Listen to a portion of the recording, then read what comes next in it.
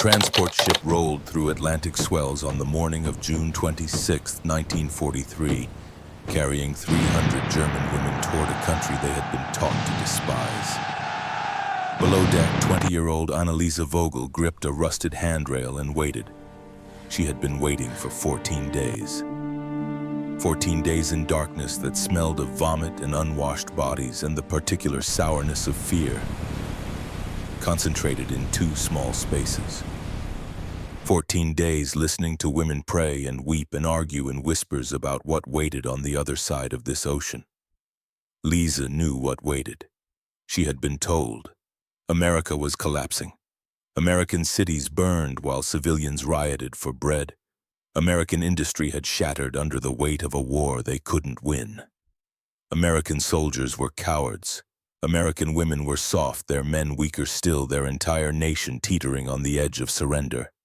She had learned these truths in training camps outside Stuttgart, heard them repeated in propaganda films that showed breadlines snaking through American streets, seen them confirmed in weekly newsreels that documented the inevitable Reich victory and equally inevitable American defeat. The journey to this ship had begun 3 weeks earlier, though it felt like years. May 12, 1943. The communications bunker outside Tunis. Lisa had been monitoring radio frequencies when British artillery found their position. The world had exploded into noise and smoke and the wet sound of a body hitting concrete beside her. She had stumbled from the rubble with hands raised and ears ringing and someone else's blood drying stiff on her uniform. The British soldiers who captured her group of 30 women had been professional. Not kind, but not cruel. They searched thoroughly. Took her knife, her iron cross, the photograph of her family she kept folded in her breast pocket. Loaded them onto trucks bound for temporary camps that smelled of canvas and desperation. 2 weeks in Tunisia. Heat and dysentery and the slow realization that the Africa campaign was over. That Germany had lost. That nearly 250,000 soldiers had surrendered and she was one of them. Then the announcement: transport to America. Some prisoners had celebrated. America meant distance from combat, from the grinding machinery of war. Others had reacted with dread, believing the stories about American savagery. Lisa hadn't known what to believe. She was 20 years old and had already seen propaganda dissolve into reality too many times to trust anything completely. But still, the conditioning ran deep. America was the enemy. America was weak. America was dying. These certainties had sustained her through the confusion of surrender and the chaos of the holding camps. They sustained her still as the ship rolled through dark water toward a destination she couldn't imagine. Except something had shifted during these 14 days at sea. The American guards weren't cruel. They weren't warm either, just efficient, professional. They brought food twice daily: hard bread, tinned meat water in metal cups. The rations were small, but they came regularly. No one was beaten. No one was starved. No one disappeared in the night. This wasn't the behavior of a nation on the verge of collapse. Lisa pushed the thought away. Of course they maintained discipline during transport. Of course they avoided obvious cruelty where international observers might notice. The real America would reveal itself soon enough. The real punishment would come when they docked and the mobs gathered. She had prepared herself, made peace with whatever came next. The woman beside her had other ideas. "They're letting us on deck," Schwester Katharina Brenner said quietly. "Small groups to see the harbor." Lisa turned. Katharina was 45, a former schoolteacher turned auxiliary nurse who had surrendered with Lisa's unit. She was tall and thin and carried herself with a dignity that made younger women listen when she spoke. "Why would they do that?" Lisa asked. "Perhaps because we've been breathing this air for 2 weeks and they'd prefer we didn't arrive as corpses." Katharina's eyes were steady. "Or perhaps you should see for yourself what you've been taught to expect." Before Lisa could answer, an American voice called out in broken German. Guards were organizing groups of 20 for deck access. Women pushed forward, desperate for fresh air. Lisa found herself swept toward the ladder. She climbed, one iron rung, then another. Her legs trembled after 14 days of minimal movement. Her eyes, accustomed to electric dimness, began to ache before she even reached the top. Then she emerged into morning. The light hit like a physical blow. Lisa squinted, raising one hand to shield her face while her vision adjusted to brightness that seemed impossible after so long in shadow. Salt air filled her lungs, clean, sharp, so different from the fetid atmosphere below that she gasped involuntarily. Around her, other women were doing the same, breathing deeply, blinking against sun that felt almost aggressive in its intensity, turning their faces upward like flowers kept too long in darkness. But Lisa wasn't looking at the sun. She was looking at the harbor. It stretched before her, vast and impossibly busy. Ships moved everywhere, merchant vessels, naval craft, smaller boats threading between them with purposeful efficiency. Cranes lined the docks, loading and unloading cargo with mechanical precision. Warehouses stood in neat rows, their roofs unmarked by bombs, their walls showing no signs of fire or structural damage. No destruction, no chaos, no evidence whatsoever of a nation tearing itself apart. And beyond the harbor, rising against the morning sky like something from a fever dream, the city itself. New York. Lisa had seen photographs of cities. Berlin, Hamburg, Frankfurt, all familiar, all European in scale and architectural language. She understood cities, knew their rhythms and dimensions. This was something else entirely. Buildings rose with an aggression that defied gravity. Not just tall, but soaring, climbing toward the sky with glass and steel confidence. Each structure seemed to compete with its neighbors for dominance, for height, for the right to claim the skyline. Windows caught morning sun and threw it back in fragments that made her eyes water. No bomb damage, no burned-out shells, no rubble-filled streets or collapsed facades or any of the destruction that should have been there if the propaganda films were true. Just prosperity, just industry, just the undeniable evidence of a nation that wasn't collapsing at all. Someone behind Lisa whispered in German, "Das kann nicht wahr sein." This cannot be real. But it was real, devastatingly, impossibly real. The realization moved through the group like a physical force. Women who had been murmuring moments before fell silent. Young Brigitte Werner, barely 18, began crying quietly. Others stared with expressions mixing confusion and anger and the first terrible seeds of comprehension. If they had lied about this, if America wasn't dying but thriving, what else was a lie? The question terrified Lise more than any threat of mob violence could have. An American officer appeared on deck, middle-aged, trim, wearing his uniform with casual authority. He waited until he had their attention, then spoke through a translator. "You will be processed at Camp Shanks in New York State. From there you will be transferred to permanent camps in various locations. You will be treated in accordance with the Geneva Convention. You will be fed, clothed, housed, and given work details appropriate to your status." He paused, letting the translator catch up. "Any prisoner attempting escape will be shot. Any prisoner causing disruption will be disciplined. Otherwise, you will find your captivity bearable." The word hung in salt air. Bearable. The harbor continued its operations around them, indifferent to their presence. The city rose behind it, testament to industrial capacity they had been told didn't exist. The cognitive dissonance was almost physical, a grinding sensation in Lisa's chest that made proper breathing difficult. Their training insisted this wasn't possible. Their eyes provided irrefutable evidence that it was. The ship docked at a military facility.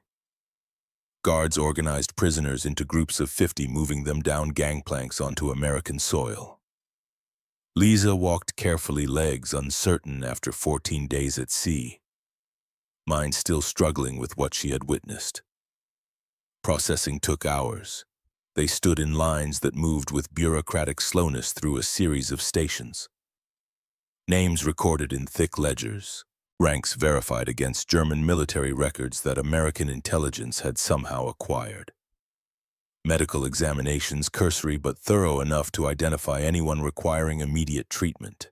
Then delousing, showers with harsh soap that stung skin but felt like luxury after weeks of accumulated grime. Lisa stood under hot water and felt muscles relax that had been tensed since the moment of surrender. The simple abundance of it, hot water, real soap time, enough to actually get clean. They were prisoners, enemies. Yet being treated better than many had been treated by their own army in the desert. The contradiction was crushing. Clean uniforms came next, American-made, marked clearly with POWs stenciled on backs and trouser legs. They were given boots not new but serviceable and thin jackets against weather they couldn't yet imagine. Lisa dressed slowly, noting fabric quality, functional design. Even prisoner uniforms were better than what many German units had been issued by 1943. Every detail contradicted what she had been taught.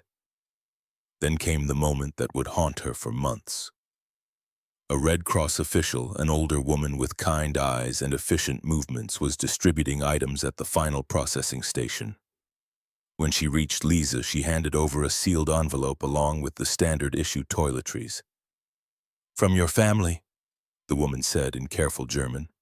"Arrived last month through Red Cross channels."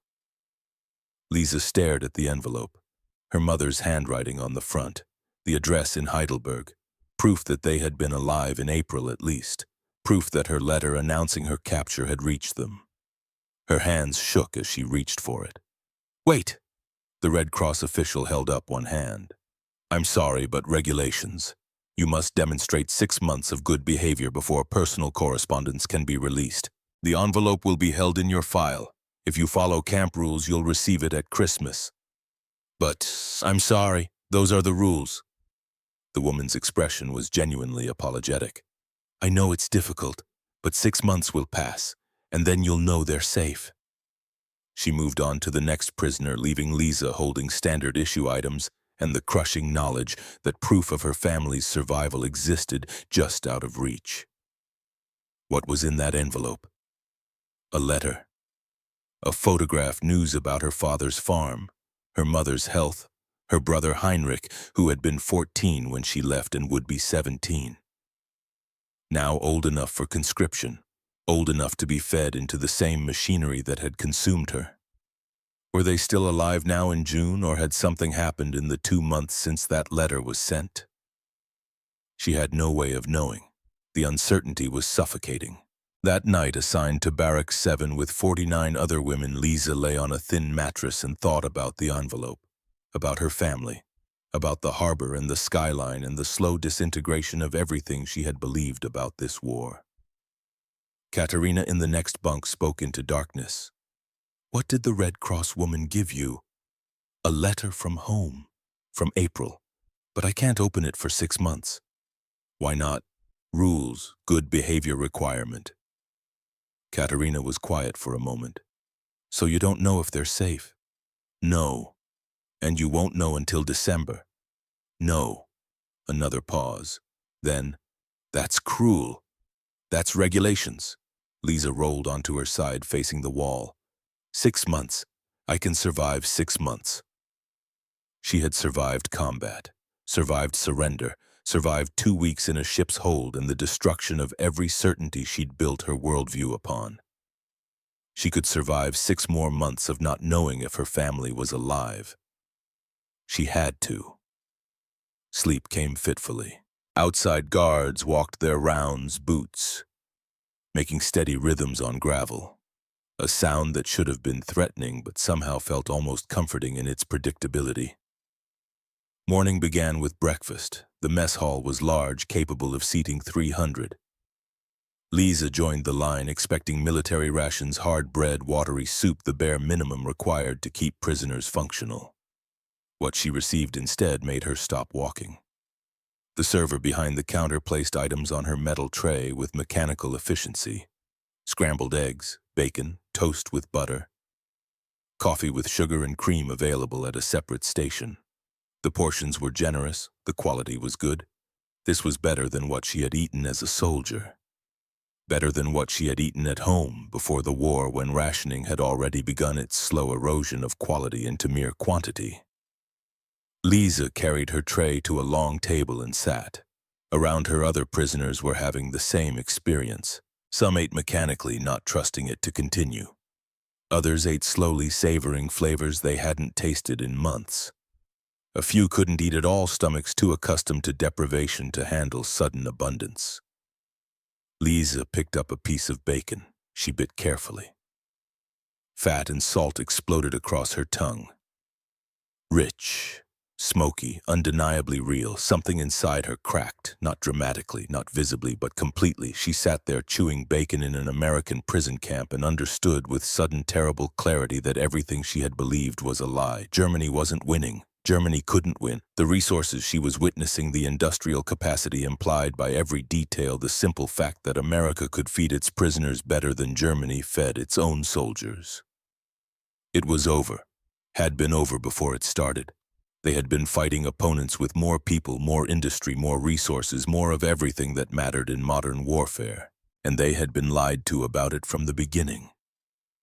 Katerina sat down beside her with an equally loaded tray. The older woman looked at the food for a long moment. "They're not starving," Katerina said quietly. "No." Lisa managed past the tightness in her throat. "We're the ones who were starving."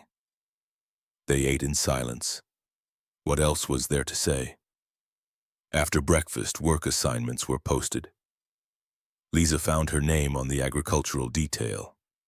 20 women assigned to a farm 3 miles from camp, contracted to provide fresh produce.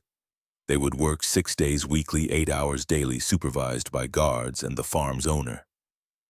Payment 50 cents per day in camp script, enough for small canteen purchases, toiletries, writing paper, the occasional candy bar. The farm assignment felt surreal. Lisa had grown up on a farm outside Heidelberg, worked her father's fields every summer until conscription. Now she would return to that work as a prisoner in enemy territory. The absurdity would have been funny if it weren't so devastating to everything she had believed about how this war would end. They loaded onto trucks that afternoon, 20 women, 2 guards, a young driver who looked barely old enough to shave.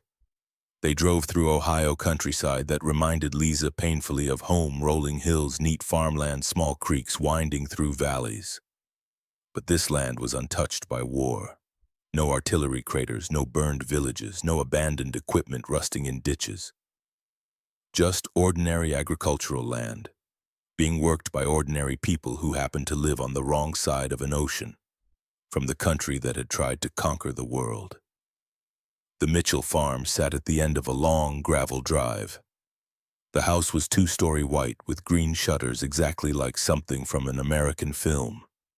Barns stood in good repair beyond it. Fields stretched in every direction, corn already knee-high in late June. A man waited by the largest barn, early 60s, tall and weathered, wearing work clothes that had seen years of use. His face was hard but not unkind, the face of someone who had spent decades coaxing life from difficult soil and had no energy to waste on unnecessary cruelty. Samuel Mitchell, Lisa would learn. 300 acres. 1 son serving with infantry in Europe, husband to a woman who would change everything Lisa understood about enemies. But that would come later. For now, Samuel just looked at 20 German women climbing from trucks and seemed to be calculating how much work could reasonably be expected from people who looked half-starved. The translator, Corporal Henderson, stepped forward. "Mr. Mitchell, these are the workers assigned to your farm." Samuel nodded. His eyes moved across the group, assessing but not cruel. "You'll work the corn today," he said. His voice was rough with age but clear. "Weeding between rows. You'll do what I tell you when I tell you how I tell you. No laziness, no sabotage. You work fair, you'll be treated fair." Henderson translated. The women nodded. What choice did they have? Samuel studied them a moment longer, then jerked his head toward the fields. "Daylight's wasting." They worked. The labor was hard but familiar. Lisa found herself in a corn row, hoe in hand, moving between plants with practiced efficiency her father had taught her. The sun climbed. Temperature rose. Her muscles, weakened by months of poor food and inactivity, protested every movement. But the work felt almost therapeutic, simple, purposeful, disconnected from war and violence and propaganda. At noon, a woman appeared from the house carrying baskets. She was early 60s, shorter than Samuel, gray hair pulled back practically. Her dress was simple but clean. Her face showed the same weathered competence as her husband's, but with something softer around the eyes. Rosa Mitchell. She set baskets on a wooden table near the barn and began unpacking without ceremony. Sandwiches, thick bread with ham and cheese, apples, cookies, a large thermos of lemonade in metal cups. 15 minutes, Samuel called. Henderson translated. The women moved toward shade movements, slow and careful. None quite believed the food was real until they held it. Lisa accepted a sandwich from Rosa. Their eyes met briefly. Rosa's expression was neutral, not hostile, but not friendly. Just a woman feeding workers because that was what decent people did. "Thank you," Lisa said in broken English. Rosa nodded once and continued distribution. Lisa found a spot against the barn wall. The bread was fresh, the ham thick, the cheese real. She tried to remember the last time she had eaten this well. Before the war, certainly. Maybe not since 1939. She ate slowly and tried not to think about her mother and father and brother back in Heidelberg eating whatever meager rations the Reich provided. Tried not to feel guilty for abundance while her family went hungry. The contradiction was crushing. Work resumed through the afternoon. By evening, when they loaded back onto trucks, Lisa was exhausted but oddly satisfied. The labor had been honest, the treatment fair, no beatings, no curses, no deliberate cruelty, just work and food and return to camp. That night, as she lay in her bunk, Lisa thought about the envelope locked away in some administrative office, about her family's words so close yet unreachable, about the harbor and the skyline and the bacon and the sandwich and every detail that contradicted what she had been taught. And she thought about the question that had been growing since the moment she saw New York. If they lied about America, what else was a lie? She had 6 months to wait for the envelope. 6 months to work and watch and slowly understand that the enemy wasn't what she had been promised. 6 months to begin the transformation from believer to something else entirely. The journey had begun the moment she saw the skyline, but she didn't know yet where it would end. July became August, became September. The rhythm of farm work established itself with a regularity that felt almost surreal. Wake at dawn, breakfast in the mess hall, always abundant, always good, march to trucks, ride to Mitchell Farm, 8 hours in fields under Ohio sun, return by evening, dinner, free time, lights out at 10. It was more structured than Lisa's life had been in the German army, more comfortable than her existence in the communications bunker, more humane than anything she had experienced since conscription in 1941. The cognitive dissonance never fully resolved. It just became familiar, a constant low-grade confusion she learned to carry like any chronic condition. She was a prisoner but ate better than she had as a soldier. She was an enemy, but was treated more fairly than German civilians back home. She had lost the war but found safety in defeat, the contradictions stacked up daily, wearing away at foundations. Samuel Mitchell ran his farm with quiet efficiency. He was not warm, but he was fair. He expected good work and rewarded it with decent treatment. When August heat turned brutal, he provided extra water breaks. When young Brigitte Werner collapsed from heat exhaustion, he drove her back to camp personally and ensured she received medical attention. He spoke little, gave orders through Henderson in short, clear sentences. Watched the women work with the critical eye of someone who had spent 60 years coaxing life from soil. But he was not cruel, and in this new world, absence of cruelty felt like an unexpected gift. Rosa Mitchell was different.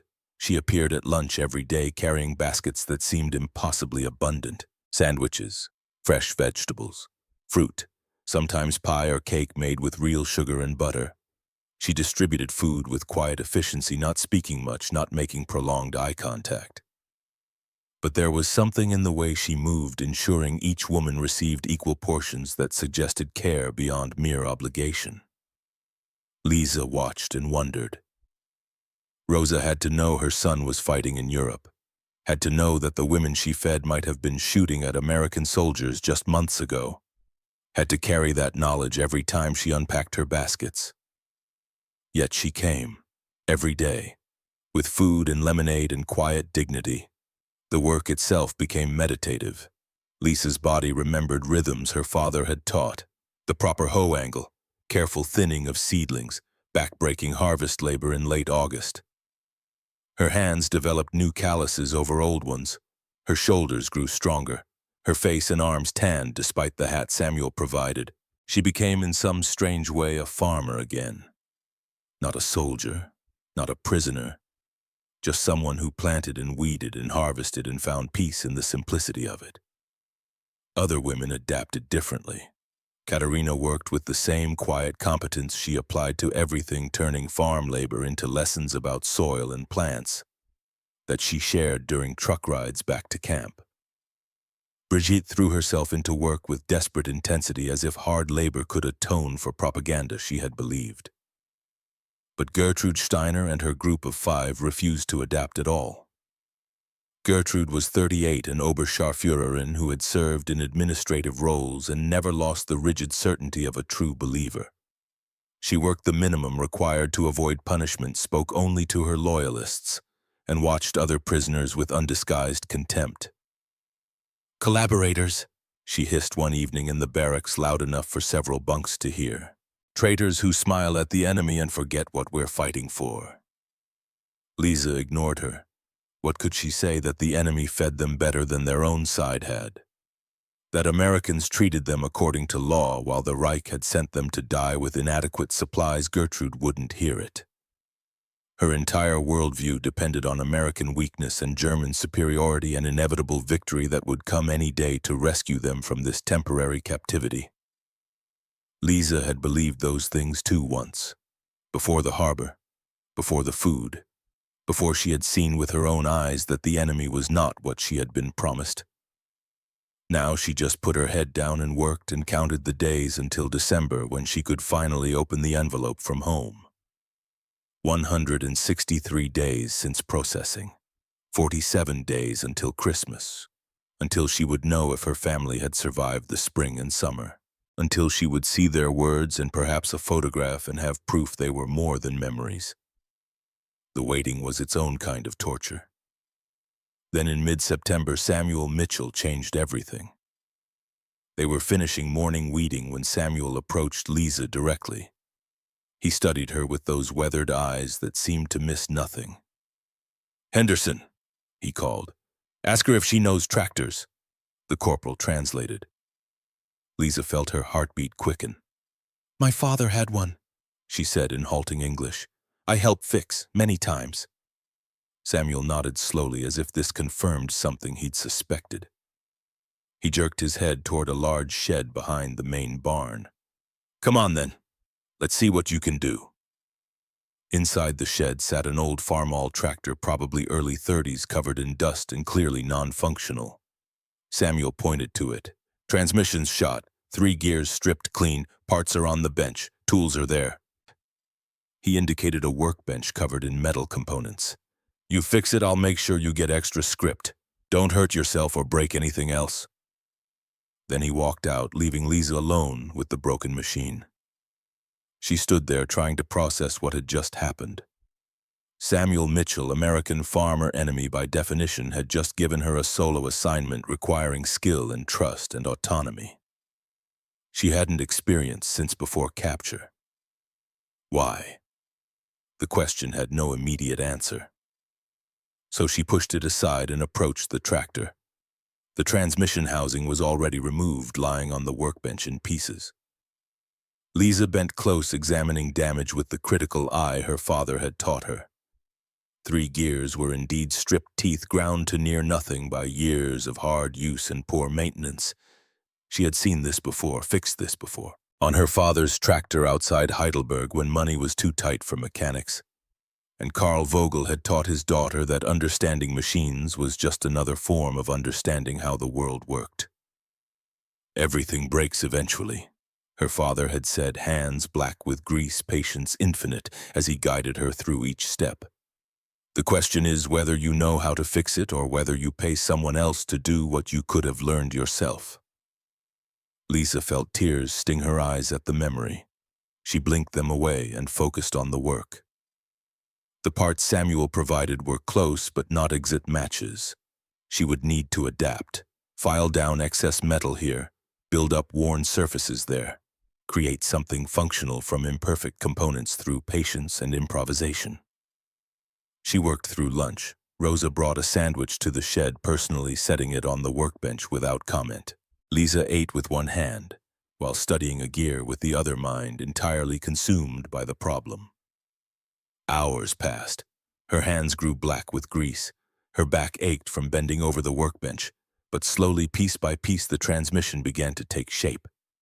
She fabricated a bushing from scrap brass, filed a gear tooth by tooth until it meshed properly with its neighbor, shimmed a bearing with carefully cut washers to eliminate play.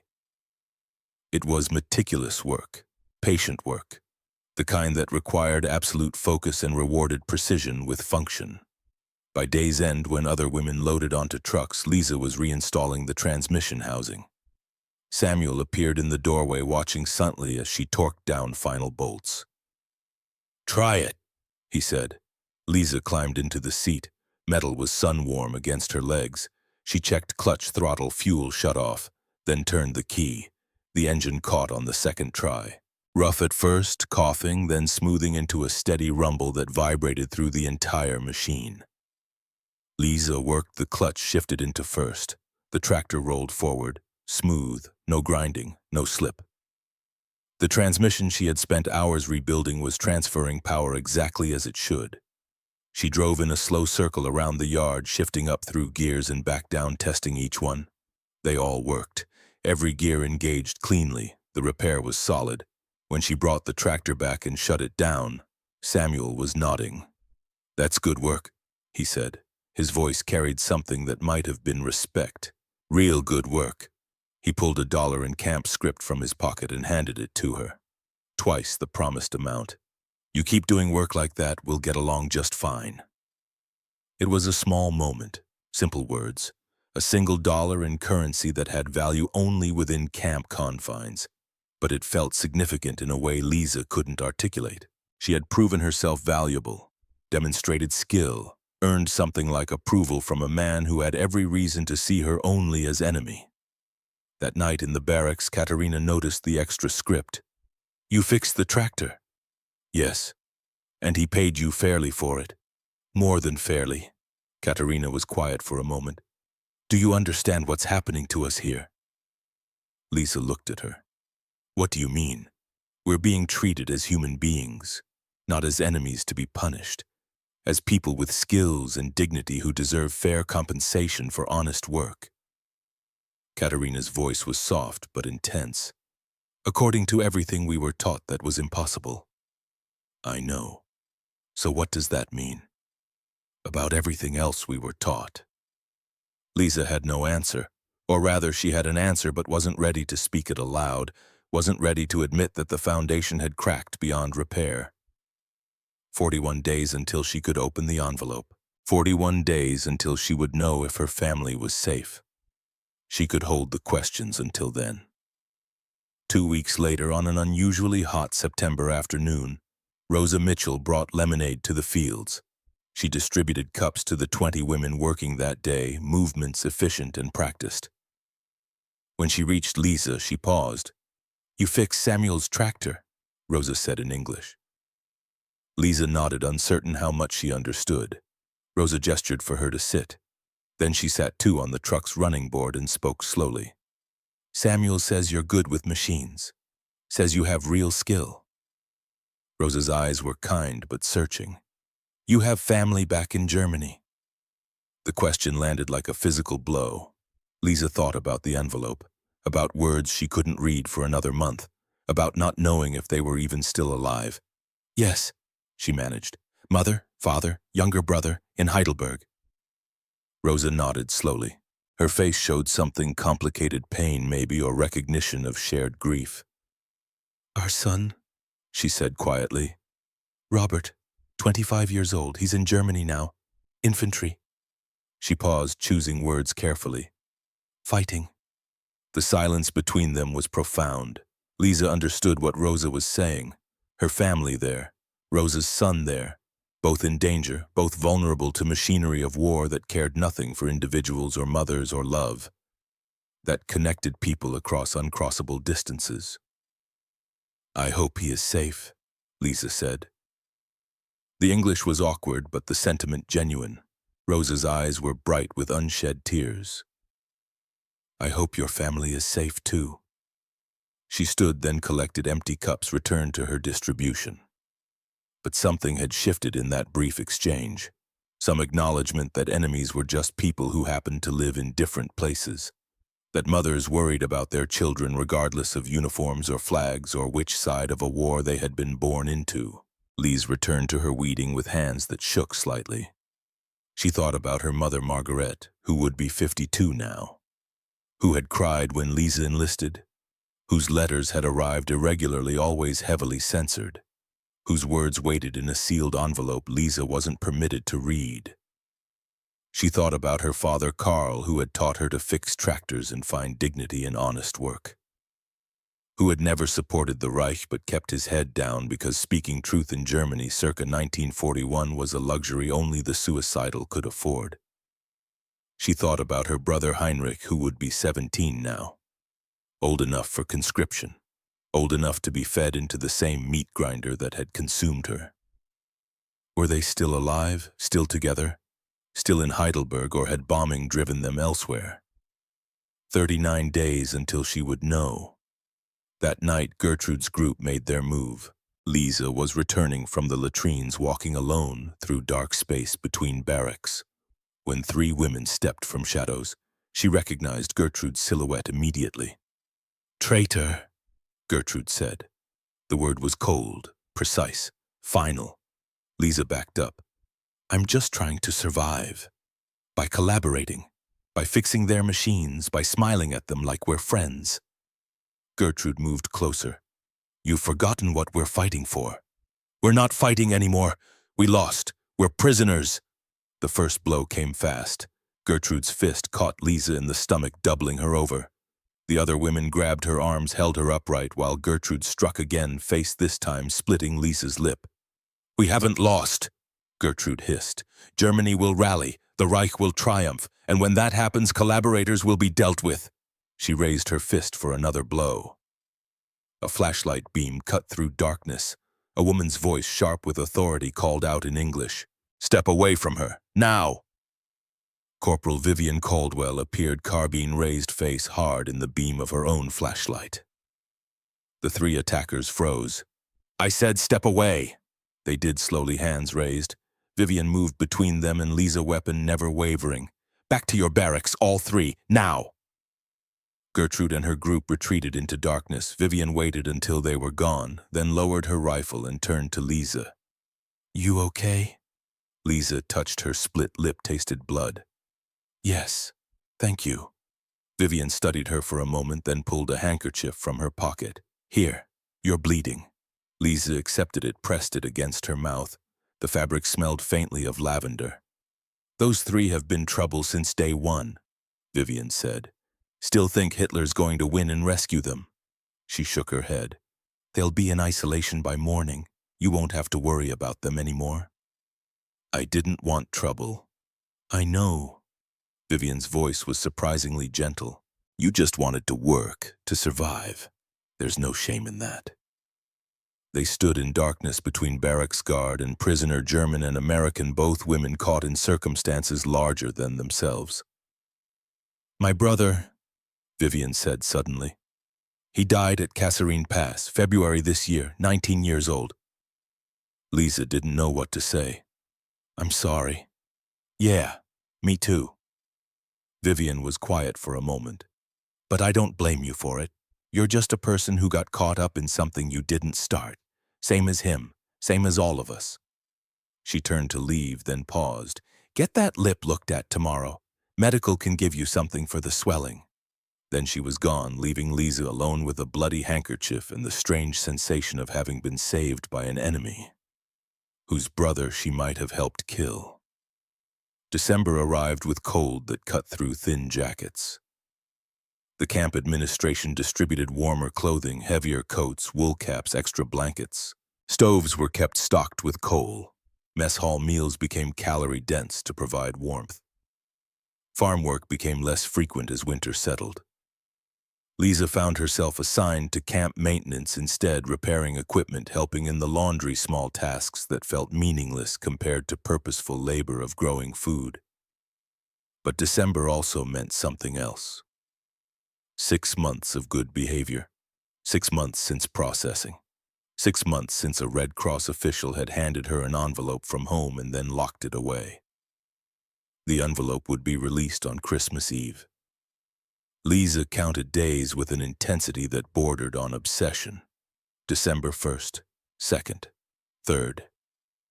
Each morning she woke and calculated 23 days. 22. 21.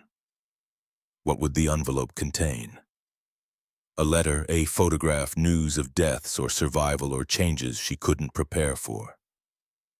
The uncertainty was crushing. Then on December 24th, the camp commander made an announcement. Prisoners would be permitted to observe Christmas with special meals and religious services. The Red Cross had delivered packages containing small luxuries, candy, cigarettes, writing materials, and personal correspondence held, since processing would be released to prisoners who had demonstrated good behavior. That afternoon, Lisa was called to the administrative office. The Red Cross official who had processed her in June was there along with the familiar envelope. 6 months older now, slightly creased, but intact. "You've been a model prisoner," the official said in German. "No disciplinary issues, excellent work reports, the correspondence is yours." She handed over the envelope. Lisa clutched it with hands that trembled. "Thank you." She walked back to the barracks in a day's envelope pressed against her chest. Other women were receiving mail too, but Lisa barely noticed them. Her entire focus was on the paper in her hands. Inside the empty barracks, she sat on her bunk and carefully opened the envelope. A letter, 2 pages, her mother's familiar handwriting.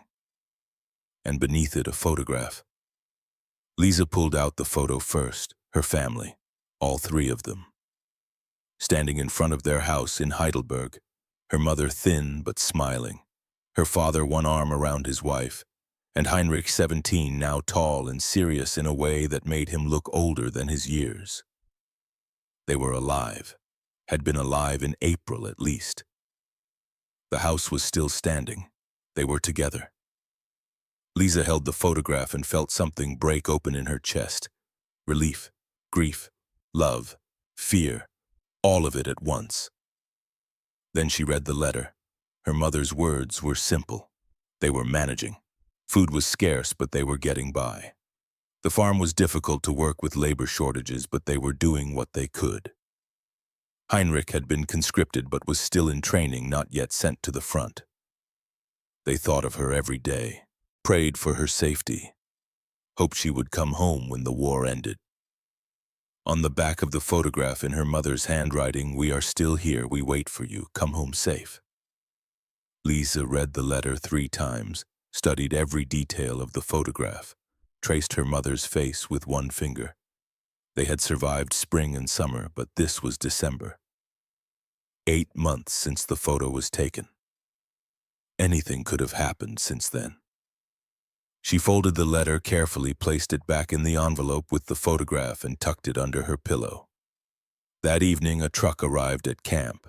Samuel and Rosa Mitchell had requested permission to distribute Christmas gifts to the women who had worked their farm. The camp commander had granted it. The 20 prisoners were assembled in a small rec room. Samuel and Rosa moved through them, handing each woman an identical package, small, light, wrapped in brown paper. When Rosa reached Lisa, she pressed the package into her hands and leaned close. "Merry Christmas," she said softly. "May you go home soon and safe."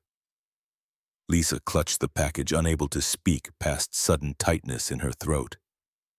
Later, alone in her bunk with the photograph of her family nearby, Lisa unwrapped Rosa's gift. Inside were wool gloves, hand-knitted, thick and warm and clearly made with skill and time, and tucked inside one glove a small folded note. Lisa opened it. The English was simple enough to read. "For when you go home, may your hands build, not destroy. May you find peace. R.M." She sat there holding gloves knitted by the mother of a soldier fighting in Germany, given to an enemy prisoner who had worked this woman's farm and eaten her food and been treated with kindness that made no sense in the context of war. And something inside Lisa, already cracked by 6 months of contradiction, broke completely open. She cried, quietly so as not to disturb other women, but fully. A release of everything she had been holding since the harbor, since the first meal, since the moment Rosa had acknowledged that both their families were in danger, and both deserved safety despite being enemies. The propaganda voice in her head, the one that had insisted Americans were inferior and cruel and destined for defeat, finally went silent. What remained was simpler and harder to bear. The truth that people were just people, that kindness could exist between enemies, that everything she had been taught about who deserved dignity and who deserved destruction was a lie designed to make killing easier. Katerina in the next bunk spoke into darkness. "You understand now." Lisa looked at the photograph of her family, at Rosa's gloves, at Vivian's handkerchief carefully washed and folded. "Yes," she whispered, "I understand." She slept that night with the photograph under her pillow and Rosa's gloves on her hands, and woke on Christmas morning to news that would change everything again. The war, she would learn in months to come, had turned decisively against Germany. Allied invasion of Europe was being planned. The Eastern Front was collapsing. Cities back home were being bombed around the clock. But none of that mattered in the moment. What mattered was that Lisa Vogel, 20 years old prisoner of war, former believer in Reich propaganda, had learned that enemies could show her more humanity than her own side had, and she would carry that lesson for the rest of her life. Winter surrendered to spring. Spring yielded to summer. And the war ground toward its inevitable conclusion. News filtered into Camp Perry through controlled channels. Guards, newspapers in limited quantities. Red Cross officials who visited periodically. Each bulletin confirmed what Lisa had suspected since seeing the New York skyline. Germany was losing, not slowly, not with dignity, but collapsing under pressure from east and west and the weight of its own impossible ambitions. The Rhine crossed in March 1945, Allied forces pouring into Germany's heartland, cities falling one after another, Berlin surrounded, the regime that had promised a 1,000-year Reich crumbling after barely 12. Some prisoners still clung to denial. Gertrude, released from isolation but ostracized by other women, insisted it was propaganda, lies designed to break their spirit. The Führer had secret weapons that would turn the tide at the last possible moment. But her voice grew quieter with each passing week, harder to maintain certainty when evidence mounted daily. Lisa stopped listening to Gertrude entirely, stopped engaging with competing narratives that had consumed so much mental energy during her first months of captivity. She worked, wrote letters to her family that sometimes received brief responses, always heavily censored. Read what books the camp library offered. Waited. She had received 3 more letters from home since Christmas. Her family was still alive, still together, still in Heidelberg. But the letters were growing shorter, more heavily redacted, full of things unsaid that spoke volumes about conditions deteriorating back home. The guilt was constant. She ate well while they starved. She slept safely while they huddled in bomb shelters.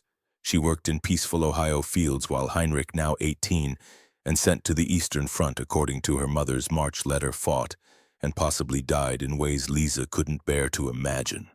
The contradiction of being safer as a prisoner than her family was as civilians never stopped feeling wrong.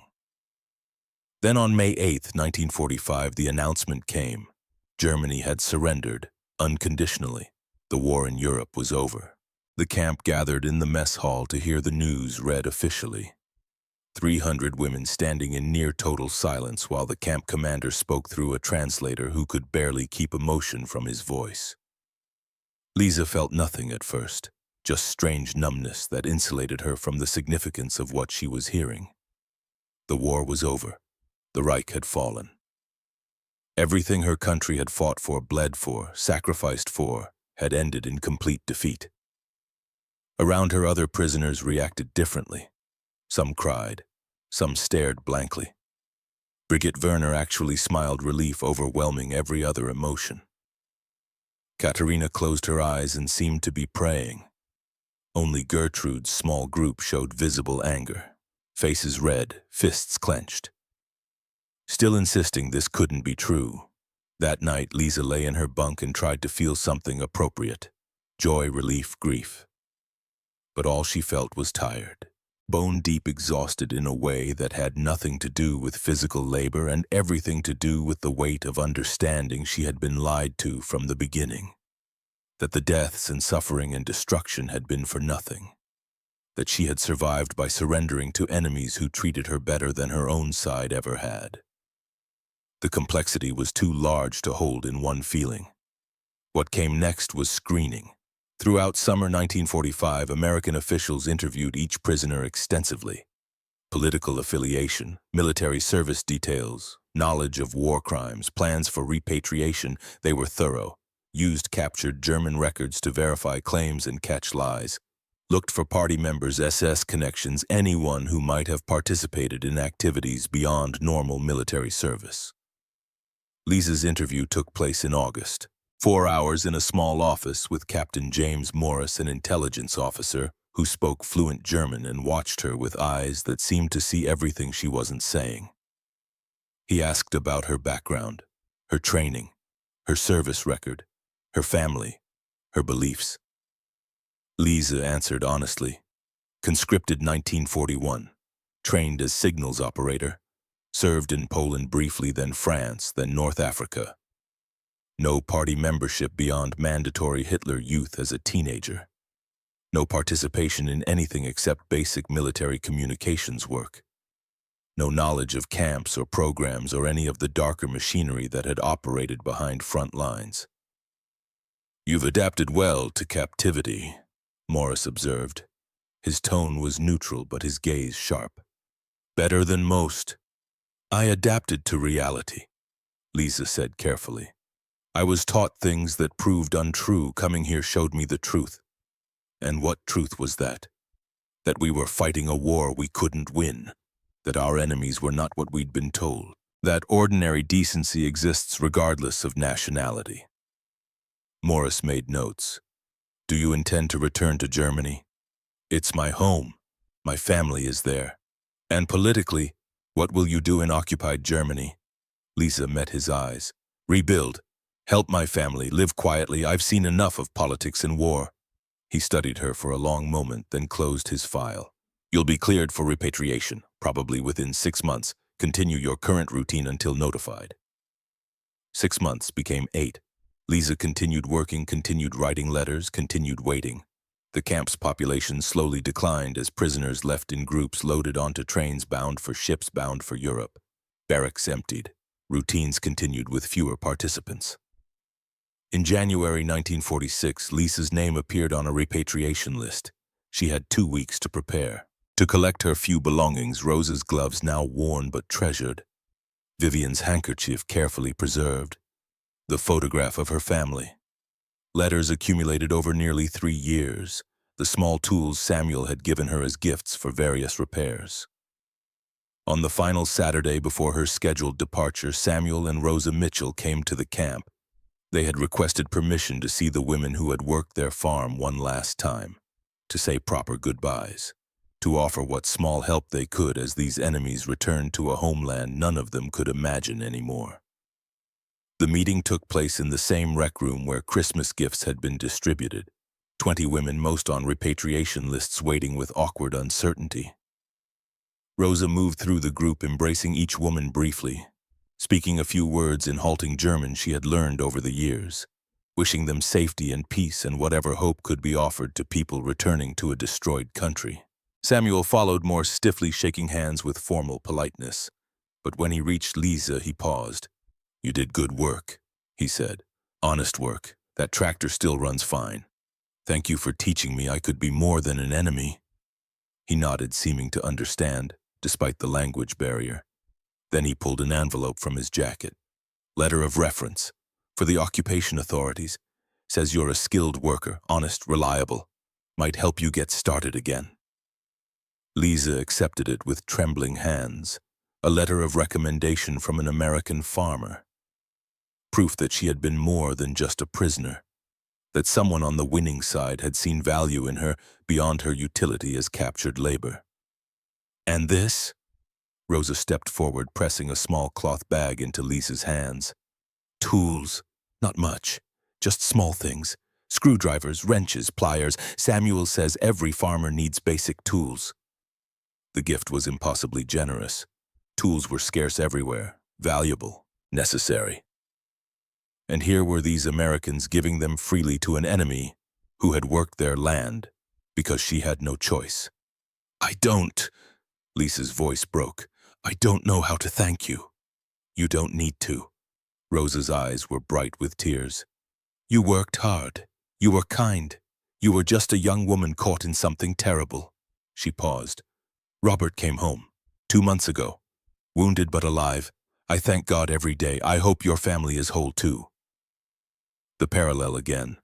The acknowledgement that both families had survived despite being on opposite sides, that mothers worried about children regardless of uniforms or flags or which nation had won. Lisa looked down at the gloves she still wore, now threadbare but irreplaceable, at the tools in her hands, at Samuel's letter of reference. Enemies had given her more practical kindness than her own government had. The truth of it was staggering. If you ever need anything, Samuel said gruffly, after things settle, you write to us, understand? Lisa nodded, unable to speak past the tightness in her throat. They left shortly after, Rosa with one final embrace, Samuel with a firm handshake. Both returning to their farm and their lives and their son who had survived a war that killed millions. Lisa stood holding tools and a letter of reference and the impossible gift of having been seen as human by people who had every reason to see her only as enemy. The journey home began 5 days later. Train to New York, processing at Camp Shanks, loading onto a transport ship less crowded than the one that had brought her but carrying the same atmosphere of uncertainty and fear. Lisa stood on deck as the ship left harbor. The same harbor she had seen in June 1943, the same skyline that had shattered every certainty she'd carried from Germany. It looked exactly the same, tall, intact, prosperous. Testament to industrial might and resources that had won the war before the first shot was fired. She watched it recede and tried to imagine what she would find on the other side of this ocean. The crossing took 14 days. This time the women had proper berths, adequate food, medical care if needed, treatment reflecting their status as repatriated prisoners rather than dangerous enemies. Even in defeat, even going home to ruins, they were being handled with more care than Germany had shown its own soldiers. The ship docked at Bremen in March 1946.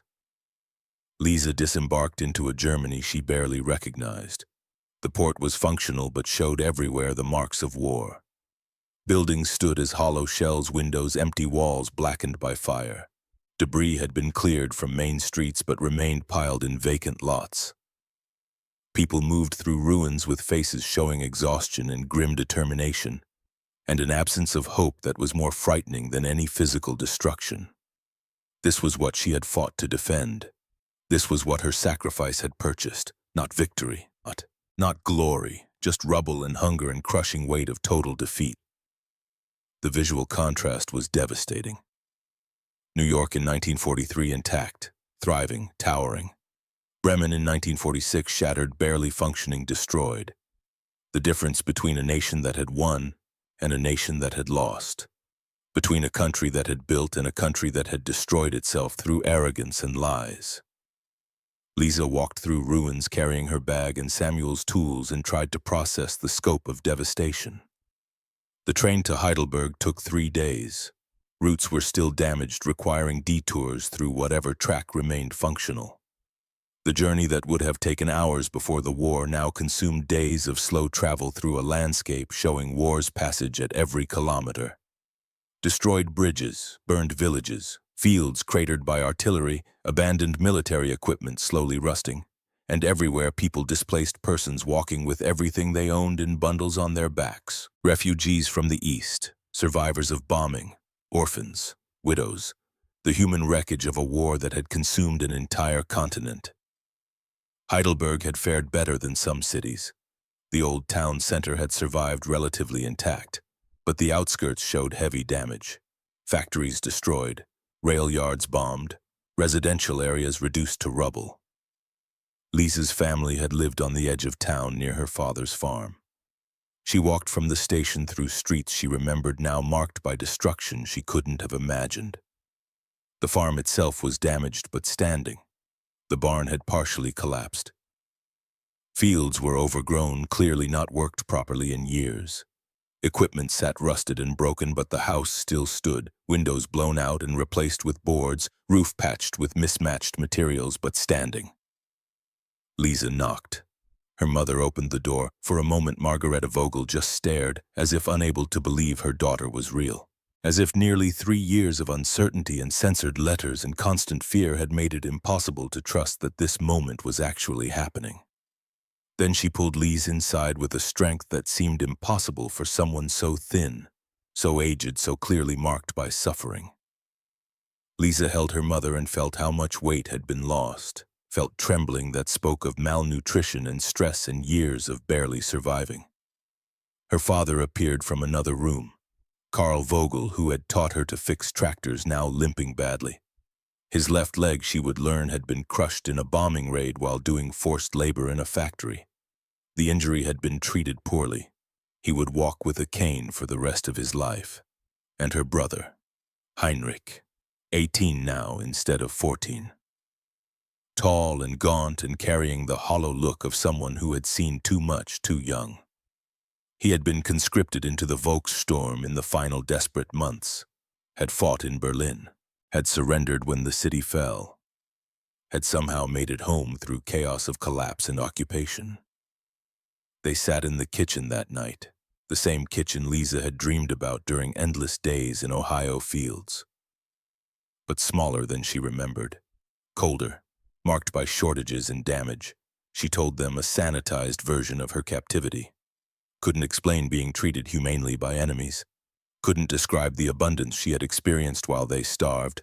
Couldn't admit she had been safer and better fed as a prisoner than they had been as German civilians. The guilt was crushing. Her mother served what food they had, watery soup, bread that was more sawdust than flour, a tiny portion of preserved vegetables. It was less than any single meal she had eaten in Camp Perry. Lisa ate and tried not to cry. "At least you survived," her mother said quietly. "That's what matters, you came home." But had she? The Germany she returned to bore no resemblance to the one she'd left. The family she'd known had been transformed by suffering. The certainties she'd carried were gone. She was home, but home had become a foreign country. Rebuilding began slowly. Lisa used Samuel's tools to repair what she could, fixed the plow, patched the barn roof, got their ancient tractor running again through improvisation and skills learned fixing American equipment. She found work as a translator. The American occupation forces needed Germans who spoke English. Samuel's letter of reference declaring her honest and skilled and someone who had worked faithfully even as an enemy prisoner carried weight with the military government. It was controversial work. Some Germans saw cooperation with occupiers as betrayal. But Lisa had learned in Ohio that enemies were just people, that cooperation was survival, that rebuilding required pragmatism over ideology. She worked, earned money that actually had value, bought food on the black market when official rations weren't enough, helped her father slowly bring the farm back to productivity. In 1948, she married a local teacher named Ernst, widowed in the war with 2 young children who needed a mother. It wasn't a love match. It was a practical alliance between 2 people trying to survive. But it worked. They built something functional. Children came. A daughter in 1949, Anna. A son in 1951, Peter. Lisa raised them in a Germany slowly, painfully transforming. Democracy instead of dictatorship. Reconstruction instead of conquest. Peace instead of endless war. And she wrote to Rosa Mitchell.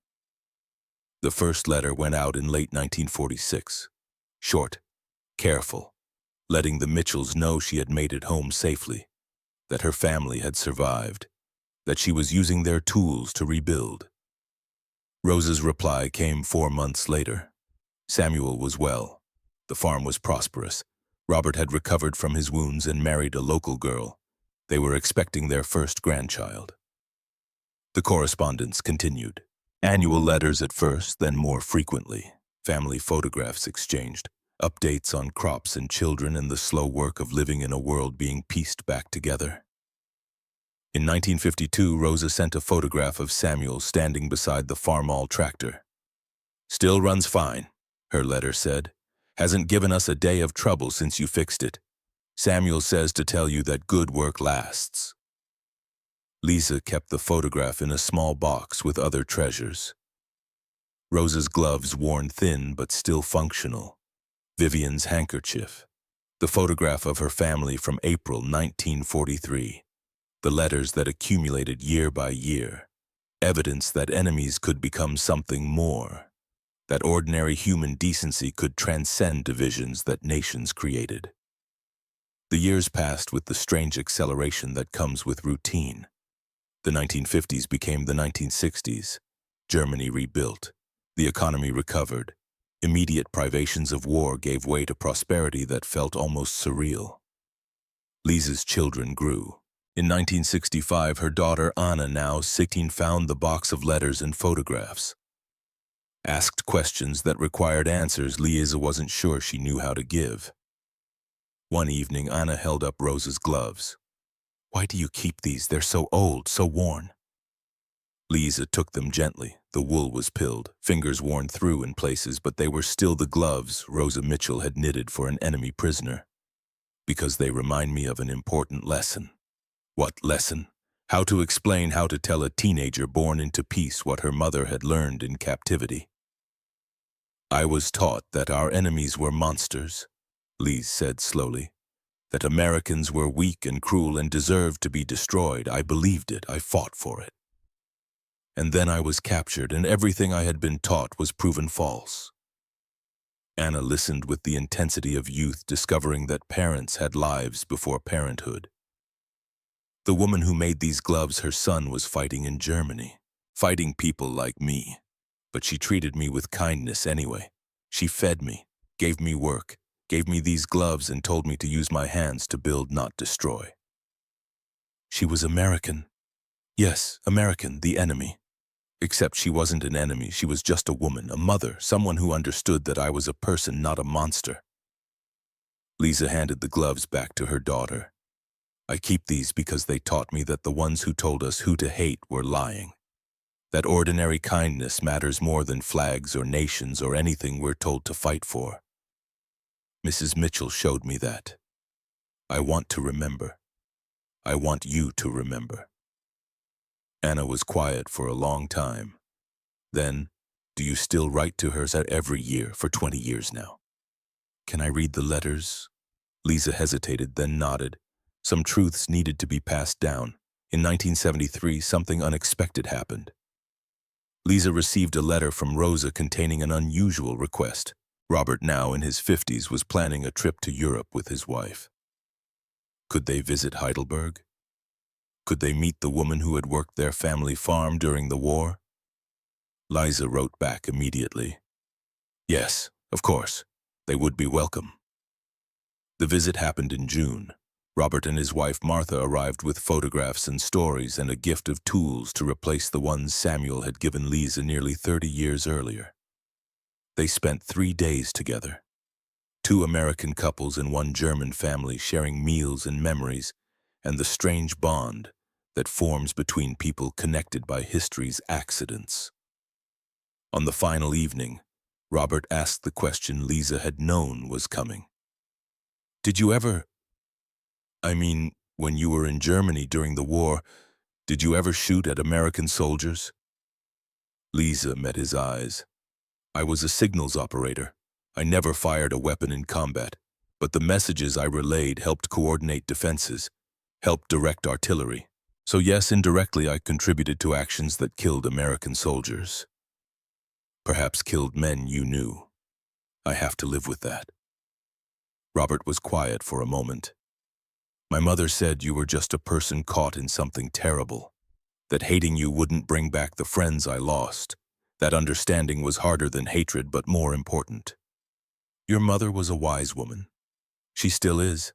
He smiled slightly. She wanted me to tell you something. She said forgiveness isn't forgetting. It's choosing to build instead of destroy. She said you taught her that too. When you fixed that tractor instead of sabotaging it. When you worked honestly even though you were an enemy. She said it showed her that people can choose decency even in the worst circumstances. Lisa felt tears on her face. Will you tell her I'm grateful that what she gave me was more valuable than food or shelter? She gave me back my humanity when I thought I'd lost it. They embraced before leaving, not as former enemies, not as victor and vanquished. Just as people who had survived and chosen not to let hatred define what came after. The years continued. The 1970s gave way to the 1980s. Lisa's children raised children of their own. Her grandchildren grew up in a united Europe, borders that once required armies to cross now permeable to anyone with a passport. In 1985, she received an invitation to speak at a German-American reconciliation event in Frankfurt. They wanted her story, the prisoner who became friends with her captors, the woman who had kept correspondence across decades. She almost declined. She was 62, uncomfortable with public attention. But Anna convinced her. Some stories needed telling. The event was small, perhaps 200 people, veterans from both sides, their families. Young people trying to understand a war that had ended before they were born. Lisa stood at a podium with the artifacts of her captivity arranged beside her. Rosa's gloves, Vivian's handkerchief, photographs from Camp Perry, letters spanning 4 decades, Samuel's tools still used, still functional. She told her story, not dramatically, just her story, simple, honest, true. She told them about the harbor, the skyline, the cognitive dissonance of seeing prosperity where propaganda had promised collapse. She told them about the breakfast that broke her certainty, about Samuel's tractor and Rosa's lemonade and the Christmas gloves and the photograph she had waited 6 months to see. She told them about returning to rubble, about survivor's guilt, about rebuilding with American tools, about 40 years of letters proving that ordinary human connection could outlast divisions that nations created. And she told them what she had learned. I expected monsters, she said quietly. I found mothers. I expected starvation. I found abundance. I expected hatred. I found humanity. The lie was that we were different. The truth was that we were the same, just people trying to live and survive in a world that had gone mad.